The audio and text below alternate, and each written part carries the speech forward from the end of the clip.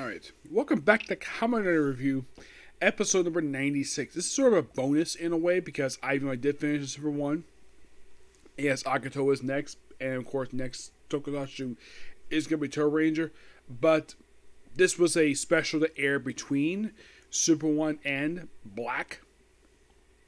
And it's known as Birth of the 10th Kamen Rider, all 10 Kamen Riders together. Yeah, the birth of the 10th. Kamen Riders all together. Yes, released back in 1984. It's a 44-minute special. Now, of course, the thing does show up basically ZX. That's basically the writer for this one. This is his only solo story you can kind of say he had, even though he's teamed up with the first 9 Kamen Riders. And you know the strange thing about this character is? He is the only Kamen Rider to never have his own series. Yep. Not counting the ones came in the 90s, that was a one-shot Kamen Riders. This guy actually came back afterward, but he never had a series of his own. It's like it was planned to, but probably... Now, the special stuff, I felt that it was really good. Maybe they felt as though that maybe they couldn't go any further, but... I mean, the leader of the organization we had in the movie was not defeated very in the movie, but I'll get to that. So... This is what ZX looks like in his outfit, which I've heard the motif is basically based upon a ninja, not like a grasshopper, whatever type of insect basically normally is.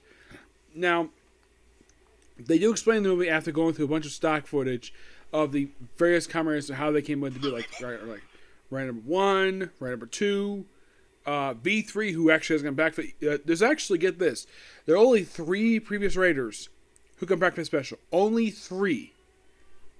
And no explain reason why only 3.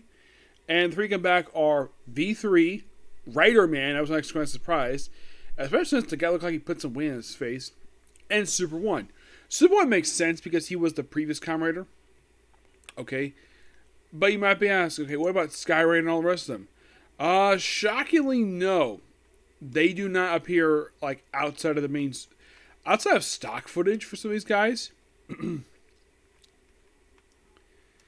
They never appear outside of the suit, which is interesting, to say the least. Yes, I mean I enjoyed the Sky Rider series, but it seems strange though the fact that he appears in the movie and he doesn't untransform. Yeah, it's like maybe the actor was not available. I'm not sure. Well, in the case of Stronger and Sky Rider, this was the last physical appearance of them. In the case of, well... Yeah, they only appear transform here. Basically, Rider number 2, Stronger, and Sky Rider do not appear untransformed. So, apparently, the guy who played Sky Rider at the end of the previous series, that was actually his last time he played Sky Rider.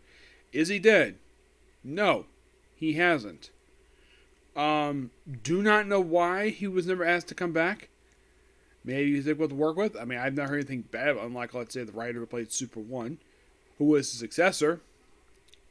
And then you find it quite strange. Like, whenever they have these successor Kamen Rider stuff, they usually have the writers, actors appear there too.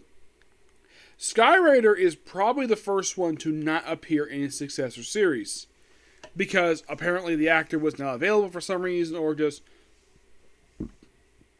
didn't care. So, after go through all those, and of course they show up basically him and his motorcycle, which they don't give a name, by the way, or show what he actually do. The motorcycle that ZX uses in the movie in this special doesn't really appear very much. So, they do explain his backstory here, where him and his sister were flying a plane, and then they were captured by the Badan. Yes, the Badan.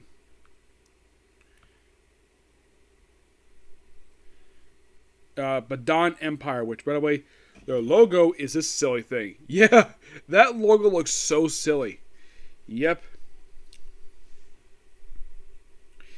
Now, they also have another person associated with the group, which is basically like a cat monster called Tiger Rod, who actually was. They show that he was actually a rival of this Kamen Rider, and this movie is this. Well, actually, it was a solo appearance. Apparently, he appeared even afterwards.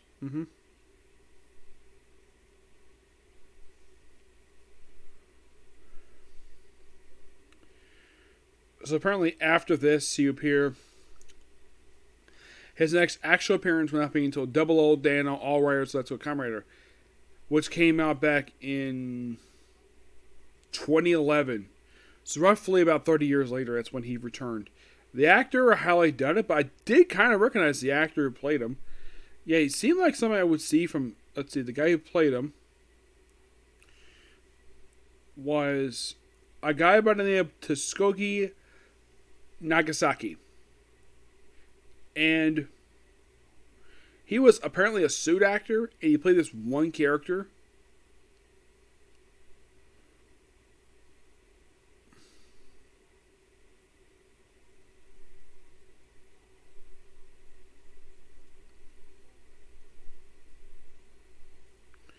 Yeah, but the guy himself mostly appeared as a suit actor. But even after this, the guy appeared for some specials. Like, he appeared also for episodes of Go Rider, which is basically an anagram of the Kamen Rider and Go Ranger. He appeared in basically 3 movies after this movie wrapped up, and like 2 episodes of a miniseries. And that was it for him. Though there was one other guy appeared here.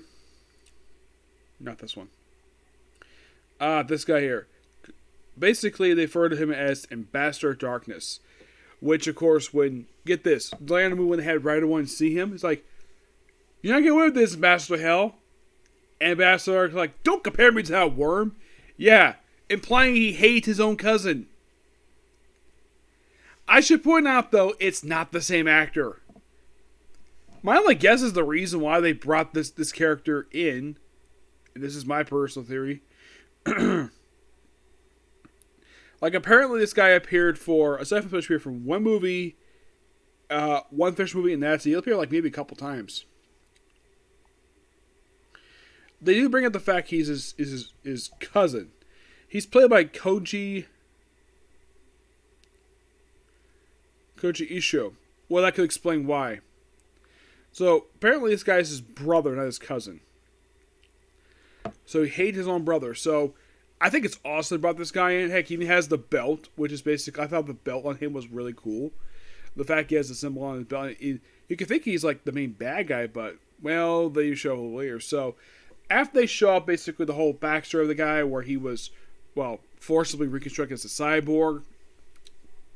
Once they go through the sequence pretty quickly, and then afterwards he's training with the guy who became Tiger Rod. And then, of course, he suffers an accident where he apparently regains his memories. Apparently, they were wiped. So, he rebels against them. And he just randomly has a doctor and his daughter working with him.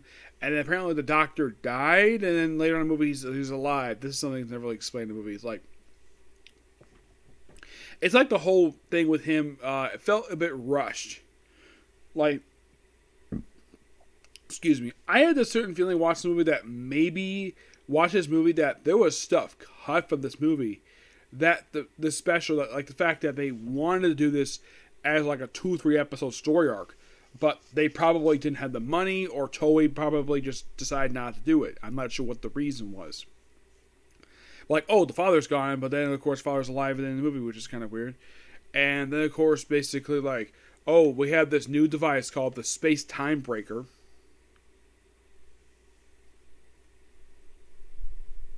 Oh, by the way, this is his sister who gets killed for, get this, what is the reason why they kill her? The reason? Because she had knowledge of Badan's secrets. They basically are very protective of their secrets. Yep. And by the way, the main MacGuffin of this movie is this thing right here. Which, I gotta say, visually look really impressive watching the movie. This is known as the Space-Time Rapid System. Basically, it sends people to another dimension.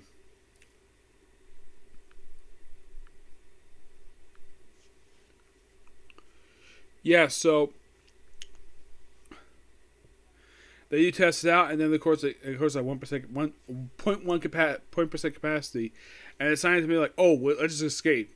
Okay, I felt completely random, and then of course they try to escape, and it looks like all 3 were killed. Yeah, let's continue, and then of course basically like they had this something called Badan 84, I think it is, Badan 84. And then all of a sudden, it's intercepted by Kamen number 1 Amazon. Yes, seriously. Two guys who, prior to this, worked together maybe once or twice prior to this, and yet they're working together to stop a shipment. We have another shipment intercepted by X, Rider Man, and B3. And then, of course, ZX basically witnessing all this, and like, oh, like, what's up with this? Why is this so strange? And then, of course, he's the camera. He thinks they're bad guys because, well, they think they're enemies. He briefly fights Rider Man and Stronger. Yes, I believe it's Stronger.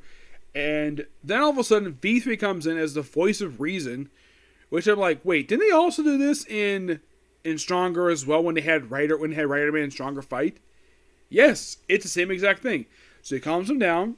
Oh, by the way, it's basically Rider Man and Super 1, which is interesting, the fact that these two team up, because if we think about it, these two briefly met each other in the Super 1 movie, which came out just a few years prior to this. So then, of course, you have Shiro. Awesome to see Shiro again. We see him, Rider Man, and Super 1. Awesome to see these three guys, where they basically debrief Ryu about the previous Kamen Riders. From the first one up, and of course, he mentioned about when he gets to himself and Rider Man. And they mentioned Amazon, Stronger, and of course, Sky Rider, and of course, mentioned Super 1, which is one thing I thought was really cool with this movie, is that when they want to have their fight sequences, they actually brought the music from the shows. They did for the original Kamen Rider series, they did for Amazon, they did for Stronger per se, they did for Sky Rider, and Super 1. So after they brief all of them, of course, they mentioned, oh yeah, we have very similar, and they're going to work together. By the way, Ambassador Darkness, we hear is like, Kamen, oh, he's like, kill them! Because even he knows he is not stupid. He realizes the Kamen Riders are the enemy. So he orders to be killed immediately because, well, they're evil organization. He realizes, though, that he's apparently a leader of organization, despite he really isn't. So he orders them all to be killed, but, well, no. And then, of course, the soldiers of this organization, the grunts, are nothing right home about when it comes to these guys. Yeah, the foot soldiers are known as the combat rods. Yeah, these guys in particular. Yeah, nothing else impressive about these guys. Not really. They appeared in the Heisei era. Yeah, get this. They only appear in 2 specials and 2 movies.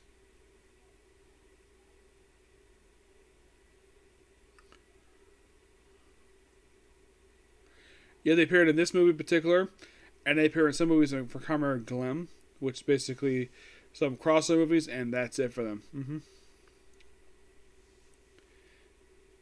So, basically, they, of course, like, we get the shipment ready, and then, of course, we have the Kamen Riders all they all meet up, and then, of course, like, they all introduce themselves, despite the fact only 3 of them are actually there, the other ones are stand-ins.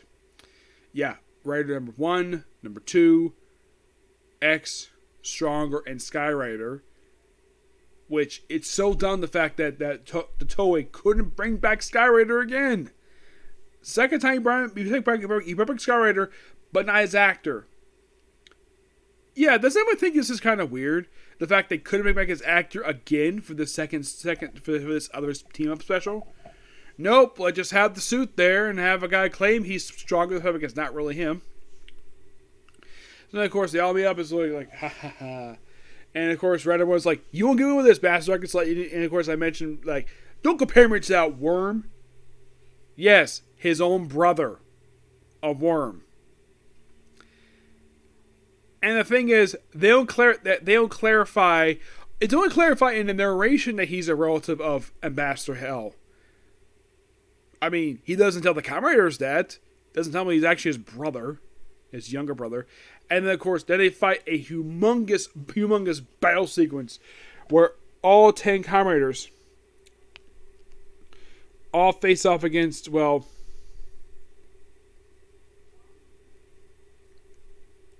so basically here's who they brought back here. So they have some original monsters for this movie. We have Dagarod, Jakurod, Tagarod, Kamirod, Takarod, Amidarod, Bajarod, Camilla Rod, Magrod, and That's it. Some of these ones were killed by Raider 1 and other writers. Then we have the revived ones. We have Kessler Hyde from Destron. We have a Geddon monster, Joki Amadoya, that's another one. Destroyed by the space-time retro system. We have Gamagen from Neo Shocker. We have Kamagen from Dogma Kingdom. Camilla came from also Dogma Kingdom. And that's it. That's all the right monsters they have here. I would have thought they would brought back some Shocker monsters too, but nope, they didn't. I'm not sure why. So it's like the only ones they brought back, like overall, like one from V3, one from Amazon, one from Skywriter, and two from Super. And everybody else basically most of the original monsters, they all got beaten anyways. Yep. And yeah, they're all unbeaten. Like, oh, you want to save them? And so Super One jumps in basically to save them. And then Bastard Dragon's like, screw this. He activates the device, and have all sucked in, but they end beating him with this combined turbo, which he also used the same thing to defeat the Great Leader of Neo Shocker. Excuse me, at least they didn't die. And then he dies, and then this shows up right after they defeated him. Yeah, this thing. This skull. Who is this, you might ask? The General Ismail Abaddon, which I've heard is also a reincarnation of the Great Leader Shocker. Which is interesting, because this is also the last time you see anything associated with Shocker, because the ones coming after this had nothing to do with Shocker at all. Though the Great Leader himself would return after this one in movies in the Heisei era. But this would be the last organization that he'd be a part of. Yeah, the very last one. Because the only time you see the Great Leader Shockers do time travel stuff, but that was the last time. Mm-hmm.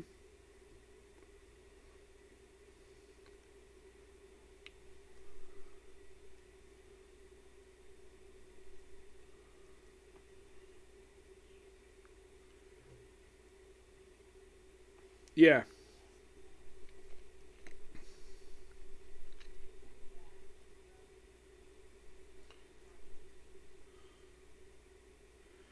Yeah, it's like for this one, he appears for this movie, and next time we see him is not until Double O Dano All Riders Plus the Kamen Rider.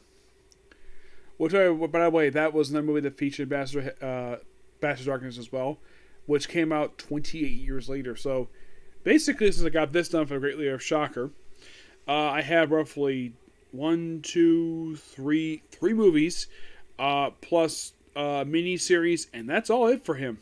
Yep. So yeah, when it comes to Great Leader Shocker, he is all done when it comes to Kamen Rider. Basically, just do whatever it is pops up in black and black RX. Yep. But then, of course, basically, ZX proclaimed the Kamen Rider number 10, because that's basically what he is. And they go off and basically kind of say goodbye to him, and it's implied that there's going to be more stories here, but sadly, this is special. And next one we see one won't be until almost 4 years later with Black. Yep. The movie itself, I thought was pretty good when it comes to the main story itself. The only thing I felt basically they rushed it on was ZX's backstory. They kind of rushed that one. It kind of felt like that should have got a lot more screen time. I kind of felt this other version I watched should have had at least about 5 more minutes, or at least some more. I would say you could have at least done at least about a handful of episodes for this one, instead of just doing a special. Now, apparently, this probably didn't drive people's interest to watch this one. Maybe now ZX himself, he's okay. I don't think he's a terrible Kamen Rider per se. It's just that he doesn't get much to do in this movie, because mostly it's about him teaming up with the original Kamen Riders. And I'm sure Toei probably felt this, so putting the Kamen Riders in here was to signify, yeah, well, we have 10th Kamen Rider here, but we're not going to do a series for reasons. I kind of felt this though they were going to do a series, but maybe the special didn't do too well ratings wise, so they said pass on it. So instead, we have Black a few years later. So in case you want to know money went, basically, so instead of doing a Kamen Rider series, fun fact, the same year this movie came out, excuse me, was the first time ever we had Super Sentai, Kamen Rider, and of course a Metal Hero series all released the same year. This actually happened with Schrader coming out this very same year. That was the third Metal Heroes of her third Metal Heroes. And I think for Super Sentai. I'm trying to think. Was it? I think it had been Gogo. Was it Gogo V? No, I think it was. I think it was Changeman. Yeah, I think it was Changeman. Was either Changeman or I think it was Dynamo or Changeman. That was one aired at this point in time. So we had three major tokusatsu series very the same year. But then, of course, if you think about it, we never technically had this again until the 2000s when they had those revival movies. Yep, and because finished this, so for the show era, the only thing to talk about is just Black and Black RX. Now, those two will come after Kamen Agato. I'm going to say it right now because that's the plan for me. But right now, anyways, I'm going to put this series on hold for a while. Basically, I'm going to do Turbo Ranger next. I'm going to take a break from Tokusatsu stuff for a while. Just so I can catch up some anime, some Doctor Who, a bunch of other stuff. But next, okay, this is going to be pretty much a particular video. More stuff to come today. Of course, I have the Comic Corner. You also have reviews for new chapter for My Hero Academia and the My Hero Academia Black Clover. Along with episode reviews for newest episodes of Demon Slayer, Eden Zero, and One Piece. Okay, next video. Bye.